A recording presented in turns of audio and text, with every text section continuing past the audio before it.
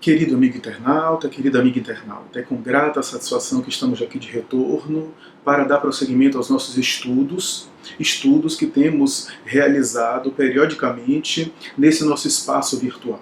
No dia de hoje, estaremos abordando a obra Missionários da Luz, mais um capítulo da obra Missionários da Luz, obra essa que é psicografada pelo médium Chico Xavier, em parceria com o espírito André Luiz. No dia de hoje, portanto, estaremos fazendo mais um capítulo, especialmente o capítulo 20. Estamos, portanto, abordando o último capítulo da obra Missionários da Luz, o capítulo 20. Capítulo esse intitulado Adeus.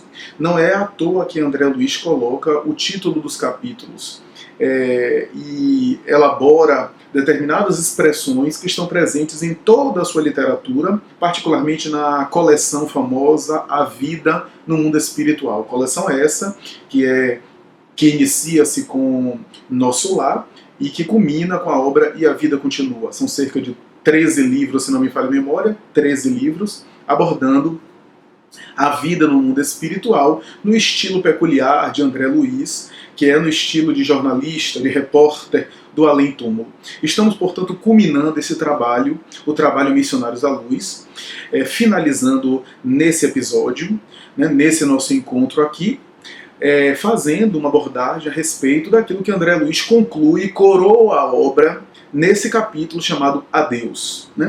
O que é que quer dizer esse capítulo Adeus? Adeus, a gente já faz uma referência e surge logo em nossa mente a despedida, a ideia de despedida. E realmente é isso que a gente vai abordar aqui no capítulo Adeus, porque é realmente uma despedida. E vamos examinar essa questão aqui de uma maneira esmiuçada, de uma maneira especial. Vamos aqui fazer algumas considerações que nós reputamos como muito importante. Alexandre é esperado por André Luiz e por sua equipe, esse notável instrutor. Em toda a obra nós percebemos a grandeza de André Luiz, e da equipe espiritual de André Luiz, mas especialmente do instrutor Alexandre. Nos momentos graves, nos momentos mais difíceis, nos momentos de conflito, de dúvida, a intervenção de Alexandre foi excepcional, foi especial, teve um papel incomparável, ímpar, e em muitos momentos, de maneira até discreta, Alexandre, cujo poder de penetração psíquica era muito maior do que a maioria daqueles com os quais ele travou contato na obra, conseguia ter um raio de ação muito maior. Em alguns momentos na obra, Alexandre demonstra o seu poder de ação, muitas vezes ajudando psiquicamente à distância, diante de algum conflito, de algum problema que surgia, de alguma dificuldade. André Luiz, Hilário e outros amigos, ou melhor, Hilário não, André Luiz e alguns outros amigos que estão presentes nesse grupamento, que fez toda aquela saga da obra Missionários da Luz, esperam a presença de Alexandre, esperam para novas deliberações, para novos trabalhos. E André Luiz se surpreende e fica um tanto até consternado e angustiado ao saber que Alexandre estava em preparação para planos mais elevados, para planos mais altos, e que ia dar uma palavra de despedida a todos. André Luiz fica um pouco acabrunhado.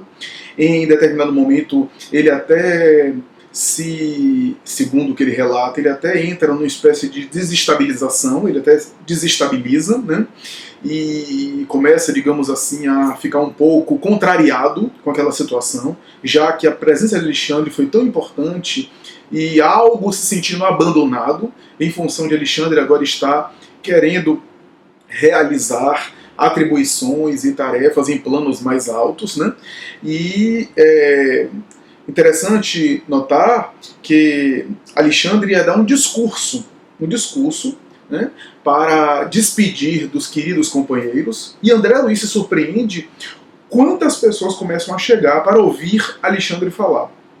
Em determinada instância do plano espiritual. E fica surpreso em perceber quantos foram os beneficiados com a sua presença generosa, com a sua paciência, com os seus recursos espirituais, a sua altura moral. E naquele momento ele percebe, André Luiz, que outras pessoas estão na mesma condição que ele, muitas acabrunhadas, outras se sentindo rejeitadas, traídas, abandonadas, em face da mentalidade daqueles espíritos, né? Mentalidade essa que é a nossa, né? Que nos sentimos quase sempre magoados e feridos pessoalmente quando um coração querido, quando um afeto nosso decide escolher determinado plano para a sua vida, decide optar por determinado caminho na sua trajetória, e nós muitas vezes ignoramos as bênçãos que recebemos deles e nos sentimos proprietários das suas vidas. Não nos achamos... Não aceitamos a capacidade dele tomar decisão e usar o seu livre-arbítrio, né? Nos achamos tão donos da situação que nos achamos de alguma forma não merecedores daquela situação, como se fosse uma agressão pessoal. Muitas vezes uma atitude egoísta, porque pensamos em nosso bem-estar e não pensamos no bem-estar do ser querido, do afeto querido. E é mais ou menos isso que o início do capítulo A Deus vai chamar a atenção para todos nós.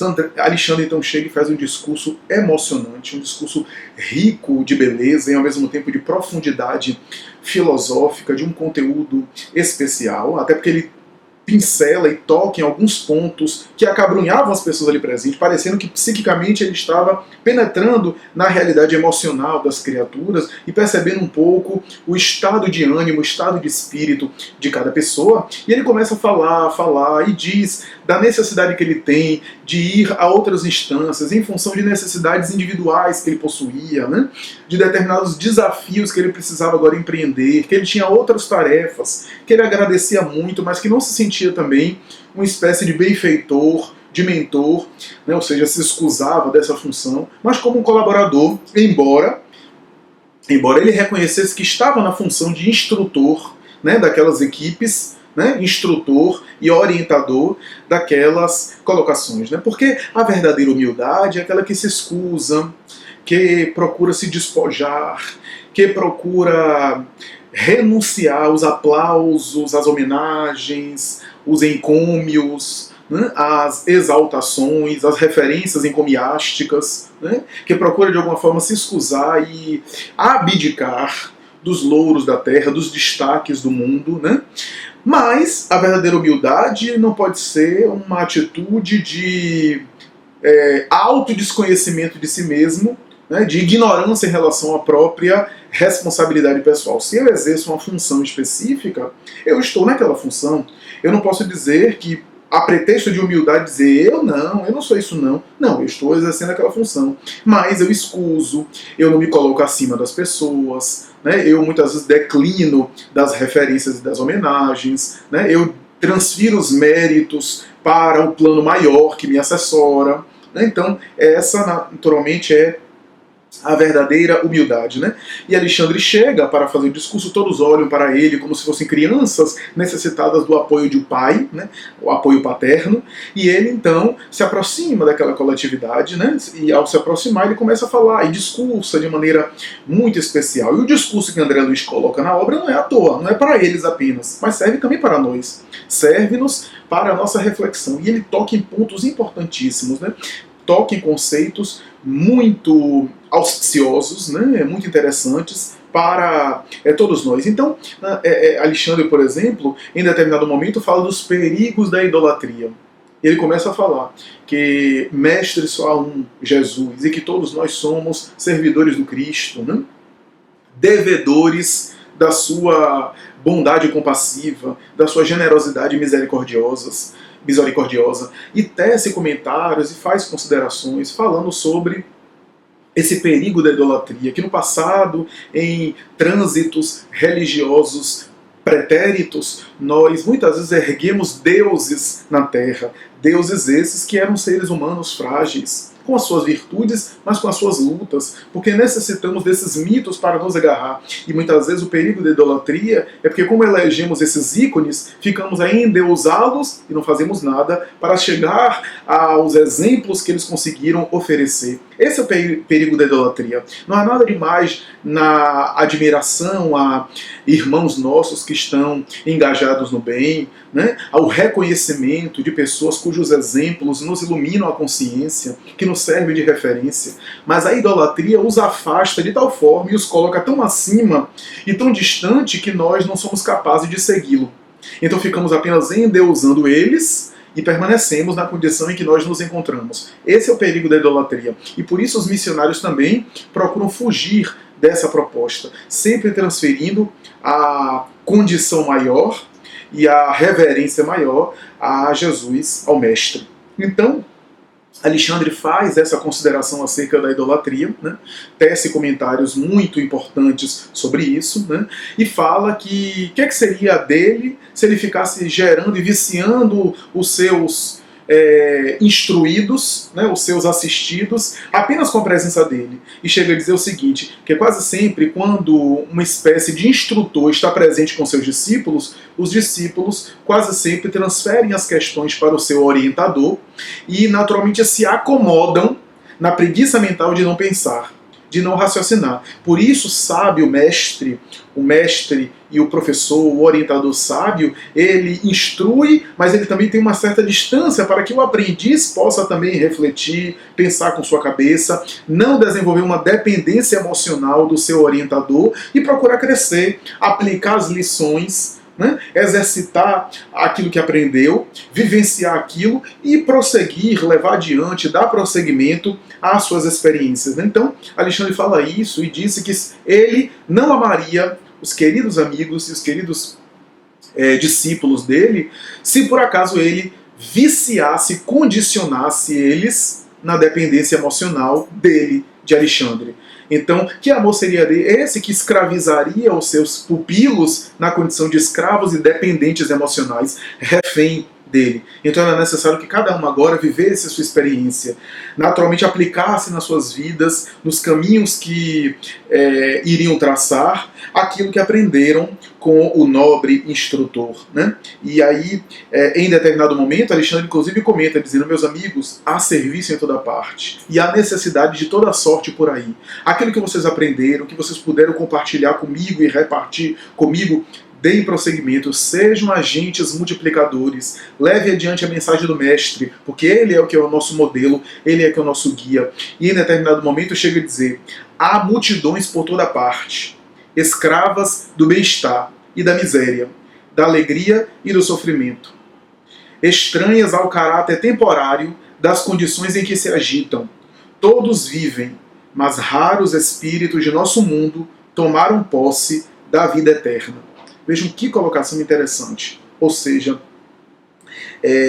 há multidões escravas do bem-estar e da miséria. Porque existe a escravidão do bem-estar, a escravidão do conforto material exclusivo, das ilusões dos prazeres mais imediatos, da sensualidade, e há as ilusões e também a escravidão da miséria, né? Há os escravos da alegria e os escravos do sofrimento. E a todos esses há uma necessidade de atendê-los, né, de alcançá-los, né, de beneficiá-los. Para todos esses há sempre um recurso, uma terapêutica, uma intervenção, um medicamento. Então é mais ou menos essa a tônica do discurso de Alexandre, né, que ele fala, que ele faz considerações, e que faz o desfecho dessa obra memorável, dessa obra-prima, né, dessa referência da literatura mediúnica, especialmente da psicografia mundial. E para concluir, nós iremos fazer aqui um breve resumo, né, daquilo que a gente abordou, né, daquilo que nós abordamos ao longo dos capítulos, citando, digamos assim, os pontos principais da obra que merece um estudo mais profundo, a releitura de Missionários da Luz, né, a reflexão em cima desse texto, para que a gente tenha um entendimento e uma compreensão mais profunda a respeito desses contextos, né, desses conceitos. Então, uma das coisas que me chamam a atenção e que se faz importante nós citarmos aqui, e que nós não citamos ao longo do estudo, é o seguinte: o título Missionários da Luz. Ao concluir a obra, ao concluir a leitura da obra, aí é que nós entendemos que esses títulos também não são por acaso. O título Missionários da Luz faz reverência e referência aos grandes missionários do mundo espiritual que estão o tempo todo atuando, o tempo todo em atividade, em serviço, em trabalho, em prol do nosso melhoramento, em prol da nossa mudança interior, em prol do nosso progresso pessoal. Então, em toda a obra, André Luiz descreve no mundo espiritual esses grandes benfeitores, esses grandes servidores que estão o tempo todo nos ajudando e nós nem nos damos conta praticamente. Esses espíritos notáveis que estão o tempo todo nos influenciando direta, explícita ou sutilmente, né? E em tarefas especializadas, porque vimos na obra espíritos dedicados especialmente à tarefa mediúnica no além-túmulo, espíritos dedicados, especialistas no magnetismo no passe, espíritos dedicados ao atendimento de famílias, de casais em perturbação, espíritos dedicados no auxílio de vítimas do vampirismo, com recursos, com técnicas específicas, o vampirismo que foi tão elucidado por André Luiz. Então, são espíritos especialistas em campos variados, né, e que, nesses campos, né, eles atuam em prol da humanidade encarnada, né, auxiliando a humanidade encarnada, beneficiando os homens que vivenciam a experiência da reencarnação. Então, isso é interessante porque é a chave do entendimento do título Missionários da Luz. Uma outra questão interessante é que André Luiz começa o livro falando da tarefa da mediunidade. E há considerações muito preciosas sobre a prática do médium. Em sessão mediúnica, então ele fala de educação mediúnica, dos requisitos morais, e aí ele entra em consideração em um capítulo sobre a gula, né, a alimentação do médium, e os efeitos na psicosfera e também no médium durante a sessão mediúnica, a psicosfera da reunião e também dele mesmo, e também nos espíritos, né? Então a gula, o álcool, né? Os efeitos do álcool, inclusive perispirituais, a sexolatria, ou seja, o desalinho e a perturbação sexual, tudo isso André Luiz vai descrever, né? E a obra, através de Alexandre, vai trazer essas considerações sobre a tarefa da mediunidade, associando a prática mediúnica com a moral do médium, ou seja, a mediunidade com Jesus é diferente de uma mediunidade antropológica. A mediunidade em si mesma é uma faculdade orgânica, mas a mediunidade moralizada necessita da educação dessas questões, que nós separamos, e André Luiz coloca muito bem. A gente coloca a vida, por exemplo, a vivência sexual de um lado e a mediunidade de outro, como se fossem duas coisas diferentes. Mas essas duas dimensões se relacionam o tempo todo, né? Conforme a minha vida, consoante eu irei ter uma mediunidade compatível, e assim por diante. Então, ele fala disso. O capítulo sobre a epífise, ou glândula pineal, é um primor, porque é um verdadeiro achado e uma informação de grande vanguarda, né? Uma informação preciosa, né? Que antecipa o conhecimento da ciência médica, como dissemos no capítulo referente a no vídeo referente a esse capítulo, né? Acerca da pineal, né? É um capítulo primoroso, né? Porque fala sobre essa glândula pineal, os desdobramentos da glândula pineal, né? Então é interessante, é um dos conceitos mais discutidos em termos de mediunidade entre os especialistas, porque André Luiz antecipou muito aquilo que nós estamos estudando em termos mediúnicos hoje, né? Está lá na glândula pineal, né? Primoroso, porque é uma riqueza de informações que surgiu a partir de André Luiz. André Luiz foi pioneiro nesse sentido, né? Nós temos, por exemplo, um outro ponto alto da obra, a reencarnação. O processo reencarnatório é muito esmiuçado, ratificando alguns princípios que estão na codificação de Allan Kardec. né, confirmando a tese kardeciana. Por exemplo, Kardec recebe dos espíritos a ideia segundo a qual a reencarnação começa na concepção. O termo concepção nós sabemos que é abrangente, é vago hoje em dia. E André Luiz confirma, esmiuçando e descrevendo o processo a partir da fecundação. Portanto, concepção e fecundação seriam sinônimos nesse sentido, embora a concepção no passado poderia abrir espaço para outros momentos do período embrionário, mas André Luiz fecha a questão explicando por que os espíritos, quando disseram concepção, o termo da época, para Kardec, queria, na verdade, significar fecundação. O capítulo Reencarnação, em Missionários da Luz, é o capítulo mais extenso, é um capítulo bastante volumoso em termos de página, em termos de conteúdo, e de uma riqueza impressionante. Ali ele descreve um processo específico reencarnatório, né? A reencarnação de Segismundo, que é talvez um dos pontos mais altos, mais importantes da obra, a miniaturização do perispírito, todo aquele processo, a aproximação do espírito junto ao casal, que seriam os futuros genitores dele, né? Que já estão na Terra, todo esse processo que é descrito de uma maneira bastante elegante, nobre e ao mesmo tempo inteligente, né? Bastante importante, né? Espiritual, né? E André Luiz traz essas informações, né? Oferece-nos de uma maneira especial. Então é interessante isso, né? É interessante perceber que no capítulo Reencarnação, né, ele se desdobra em vários outros temas, né, à medida que ele vai examinando a reencarnação de Sigismundo. Já está lá embutido no capítulo Reencarnação, porque muitas vezes a gente lê apressado, né, e eu ouço às vezes as pessoas comentarem, né, e questionarem se toda reencarnação é como a reencarnação de Sigismundo. Já está lá no próprio capítulo André Luiz explicando e demonstrando que nem toda reencarnação é igual. Aliás, nenhuma reencarnação é igual à outra, da mesma forma que nenhuma desencarnação é igual à outra, mas ali há uma espécie de modelo que ele quis explicar, né, que ele quis trazer, que ele quis oferecer a nós, oferecer-nos no sentido de a gente ter uma ideia, via de regra, de boa parte dos processos reencarnatórios que acontece é a semelhança do que aconteceu com Segismundo, né? Então tudo isso está ali colocado de uma maneira sui generis, né? A fecundação é explicada, o processo da cromatina, da divisão celular, da mitose, né? Em termos espirituais, né? O desenvolvimento fetal, a dimensão espiritual associada ao assunto, ao fenômeno, à ocorrência. Então tudo isso, né, é explicado. É explicado na obra de André Luiz os mapas reencarnatórios, que é algo muito interessante, né? Os espíritos técnicos em reencarnação, especialistas em reencarnação, né? Organizando a reencarnação dos indivíduos e tendo mapas, gráficos e elementos de planejamento reencarnatório junto aos candidatos que já têm uma certa autonomia espiritual, uma certa maturidade para escolher, para deliberar, né?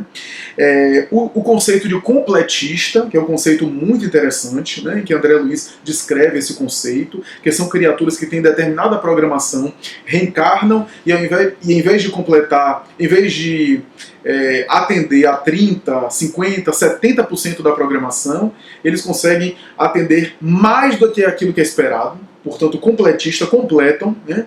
São essas criaturas nobres, né, que muitas vezes prolongam a existência na Terra, que têm moratórias na existência física, né? Nós vemos isso no próprio movimento espírita. Quantas pessoas aí que estão aí dedicadas ao bem, que chegam aos 90, aos 100 anos, dedicadas ao bem, né? No conceito de André Luiz, pode se encaixar esse perfil do completista.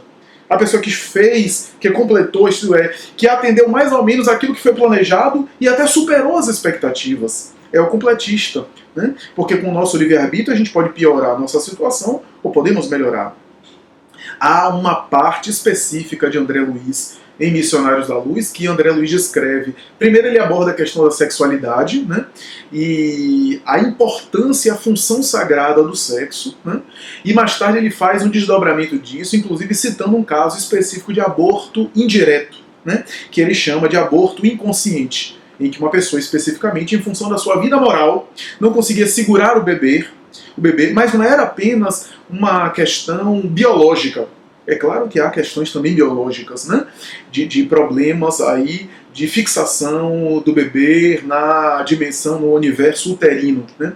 Mas nesse caso, em pauta aqui, André Luiz explica que a senhora examinada, né, a jovem senhora examinada, que já havia tido 2 abortos, chamados abortos inconscientes, tinha certa responsabilidade no caso em função da sua vida, do seu modo de vida, dos seus excessos de toda sorte, e os espíritos se sentiam rechaçados, e muitas vezes em função de choques de vibrações, acabaram por não se fixar na organização feminina, né? E isso é muito bem explicado, né, elaborado, desenvolvido, né?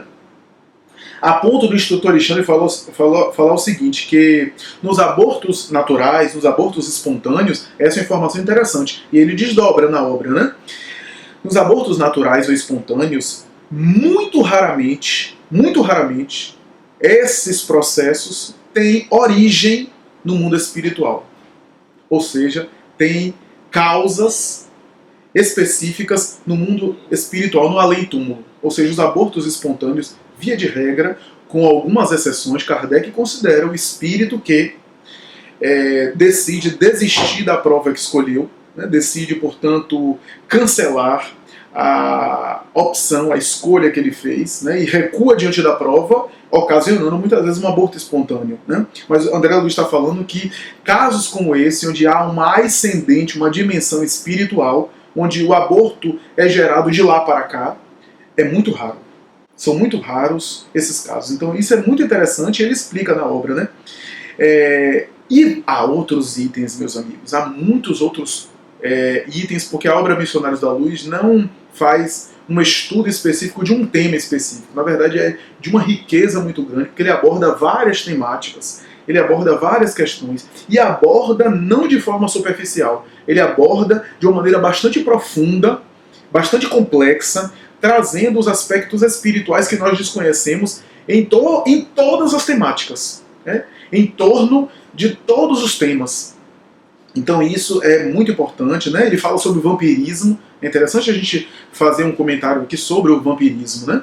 Porque a gente pensa o vampirismo num processo obsessivo apenas de entidades, né?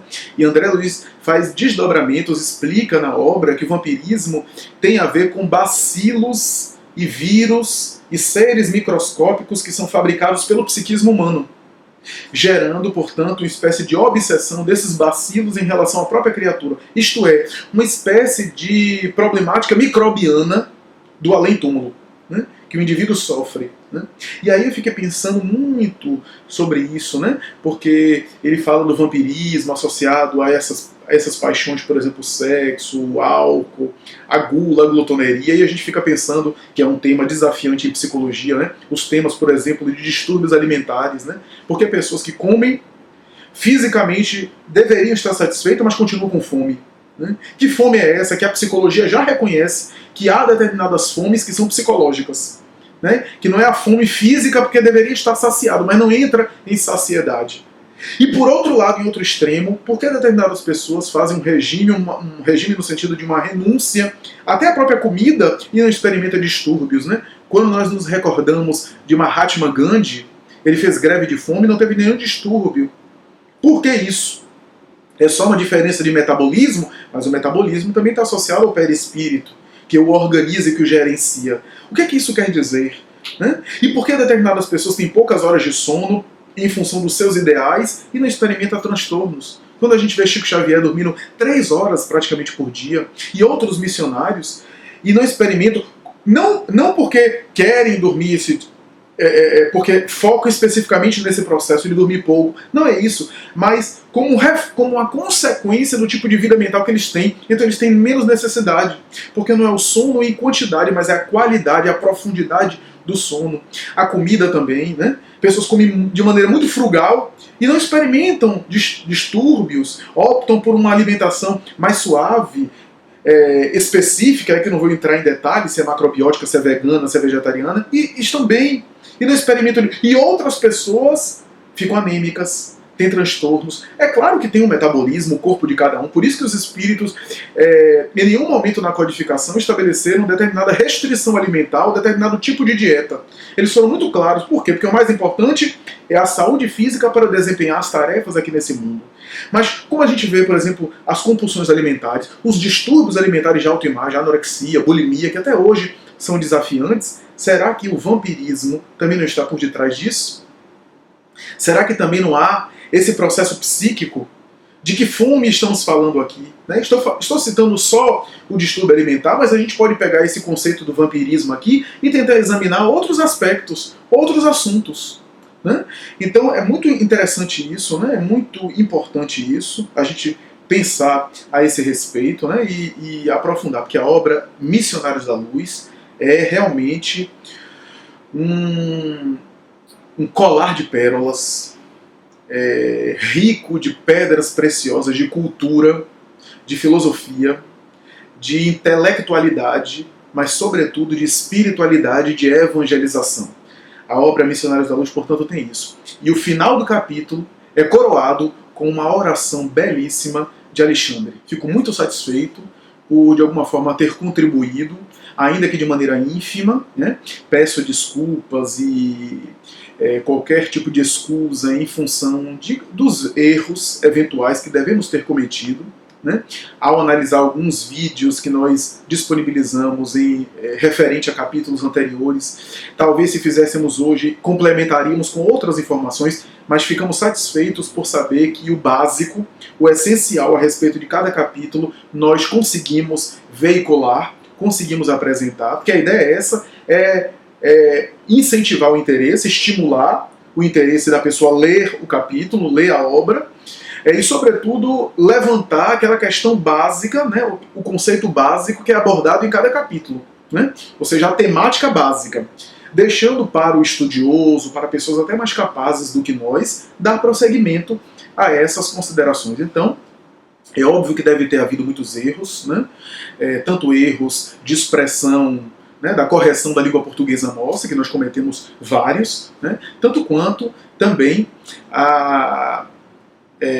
alguma imprecisão, alguma coisa, né? Não nos recordamos, e revisamos todos os vídeos, não nos recordamos de erros doutrinários, equívocos doutrinários. Mas estamos aí para isso, e se alguém achar alguma incongruência, alguma inadequação, ficamos muito felizes de receber esse retorno, né? Fico muito grato, portanto, dessa experiência que para mim foi muito importante, porque eu me enriqueci também, e todos da equipe do Raciocínios Espíritas também abordaram nesse sentido, que se enriqueceram ao acompanhar o conteúdo de Missionários da Luz, né?